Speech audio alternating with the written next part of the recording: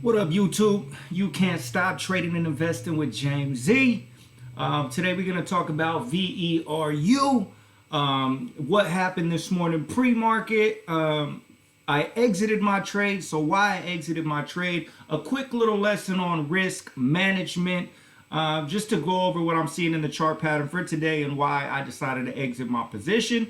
But before I do that, please hit that like button. Please subscribe if you haven't already. It is very much appreciated. I am not a financial advisor. I do this for financial entertainment because I love researching and analyzing everything I see in the markets. So that being said, man, let's just get right into it. So, VERU, man, we talked about VERU yesterday. The news that they had come out about their new drug for breast cancer, which was amazing, and going into phase 3 clinical trials. The things that I expected to happen today, as I talked about in yesterday's video, was I expected to see an increase in demand, which is an increase in volume. I expected to see a gap up, and I expected it to follow this trend that we were having of pretty much like what I like to see in chart patterns. I typically like to see them in the dailies, like we see over here in NNDM, where we have a pop, pullback, pop, pullback, pop, pullback, pop, pullback, and pop. Which is what we were seeing in VERU when the news came out on the 9th, and then this is the 10th, and then today is the 11th. So when the news came out about the clinical trials in the progress they're having with this drug for breast cancer, to help out breast cancer patients, that, and then the fourth or the third quarter earnings, which was 160%, which is pretty fucking amazing, and then the year-over-year revenue growth. It provided a catalyst that boosted this thing. So we see a pop, pullback, pop, pullback, pop, pullback, pop, pullback, pop, pullback. So as you see, it starts getting super overextended and super parabolic yesterday. So I was expecting to see an increase because, as you can see, you see not too much volume over here. We have a 52 million float, like I talked about. And the first day it traded 5 million shares. And then yesterday it had traded 52 million shares. So that told me that we're starting to get a huge increase in demand, a huge increase in volume, which is amazing. So I kind of expected that to continue into today, this morning. So as I'm watching it pre-market, it's just kind of staying, consolidating in this area of, from right here, from the 560s, high 560s to the low 5 teens. And then when the market opened, I just didn't see the volume I wanted. So first of all, I expected a gap up. And as we see over here, we didn't get a gap up. We actually got a gap down. So that was the first sign that I was like, oh, this isn't looking too promising for me anymore. And then I expected to see an increase in volume, because if we still had an increase in volume, this still could potentially have a push. As you're seeing right now, it dropped all the way down to 486, and now we're having to bounce off that to the 530s, which is still way below my entry point. My entry point was at 607. And then the market opened, and we just didn't really have no volume. As you see, this is about 300,000 shares, 300,000, 300,000, and then a drop off in volume. So, I wasn't seeing that demand I was expecting to see in the morning, okay? So, I decided to exit this position because it broke my exit point, which was right here. So in the 5 teens, 519 area, 517 area, I winded up exiting in the 520. One, instead of a gap up, we had a gap down. Two, I'm not seeing the increase in volume like I expected to see in the morning. And then 3, always stick to your rules, always stick to your discipline of risk management. So for me personally, for anybody that's interested in knowing anything about risk management, for me personally, when it comes to trading, I typically like to trade with the same dollar amount every time I enter a position, roughly around the same. So typically in a position like this, I usually like to stay at, anywhere between $1,000 to $1,200, somewhere in that range, because then you could keep track of percentages a lot easier when you maintain a same dollar amount per trade. I originally got in with my original position, which was half of that. because it was still speculative for me because it was such a parabolic move. Yes, I'm seeing that nice action I like to see of a gradual climb, of making new highs and popping and dropping, which is pretty much what I like to see, but I prefer to see it on a daily. It is nice to see on an intraday, but again, man, this thing just got too overextended. I made a profit and then, bought back in and then pretty much just lost all that profit and then some.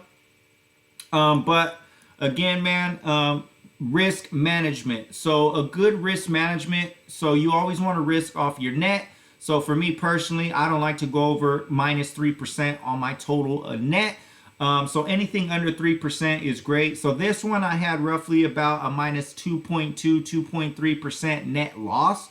So for me personally, I stayed right within my range because I could have just been patient and waited for the 3%, obviously, and then cut it when it hit 3. But it just showed me all signs of this isn't going anything like I seen it.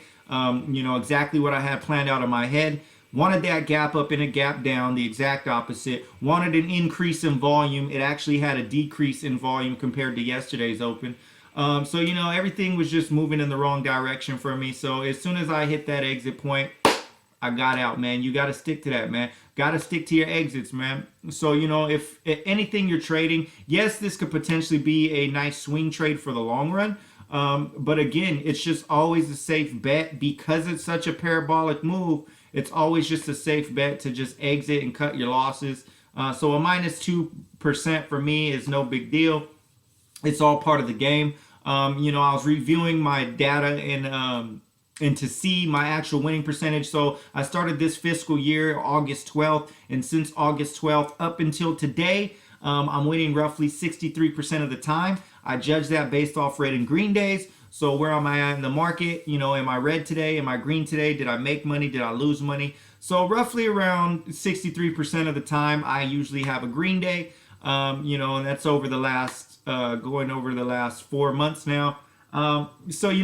I usually like to stick to anywhere between a 2-to-1 to 3-to-1 risk reward ratio. I do prefer a higher risk reward ratio, 5-to-1, 6-to-1, and on and on and on. Everybody would love to have that. But again, man, if you're winning, 50% of the time, then a 2-to-1 risk reward isn't bad at all, because you'll be profitable all day, every day in the long run. Which is the ultimate goal. The goal isn't to be profitable every single day. The goal is to be profitable in the long run and maintaining a plan so you can be profitable in the long run. And how do you do that? By sticking to your risk management and staying disciplined. So, stuck to that. Everything was going against me. Nothing was meeting my criteria and what I was seeing in this chart pattern no more. It is pretty much consolidating in this area. So, it could be a potential buy again for me personally. If it breaks the high over here in the 580s, if it breaks that, then the next resistance level is in the 660s, 7s. So, the company did have great growth in revenue, but I'm just not seeing much in the daily chart pattern for me to solidify that. We just had a huge parabolic move. Maybe I will see something in the daily. Maybe it'll start building something nice and formulating something nice in the daily. But for right now, I'm just seeing it in the intraday. That's what gave me the confidence to purchase this. If it had that increase in volume, increase in demand, which it didn't. And then if it had a nice gap up, which it didn't. So, 2 signs for me to already exit my position. And that's exactly what I did. So VERU is still definitely a possibility to purchase if it continues back in the right direction for me personally. But it already hit my stop, my exit. So I took my exit, -2% on my net, really no problem for me. Just maintain that. As long as I maintain within that range, it'll always be a great day trading. This is about my 3rd red day in a row of trading, which is really nothing for the bigger perspective. Because like I said, at the moment, I'm winning 63% of the time. 63% of the time, I'm green on the day. And if I maintain that trend, then in the long run, I'll be absolutely fine, just like I have been for the last 4 months. So again, man, just a quick review on VERU.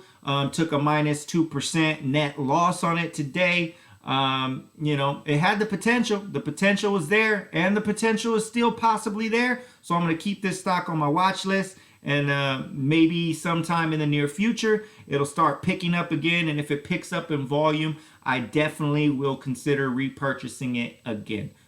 You can't stop Mafia is a mindset movement, meaning never stop yourself, never stop your progress, never stop your education, especially in finance. You feel me? Multiple streams of income is a great thing, and the stock market is a place for you to do that. So again, man, I appreciate if you watched this far. Again, please hit that like, please subscribe. It is very much appreciated. And leave a comment, man. Give me your thought process on VERU, what you think's gonna happen. You feel me? Your analysis. Man, I love to talk stocks, man. I love to talk anything stock market related, anything finance related, anything mindset related. You feel me? If you leave a comment, I'll definitely get back to you as soon as possible. So let's start some conversations, man. VERU, a minus 2% on my net today. No problem, but it is still going to be on my watch list for a potential buy later. All right. So until next time, guys, peace. I'm out.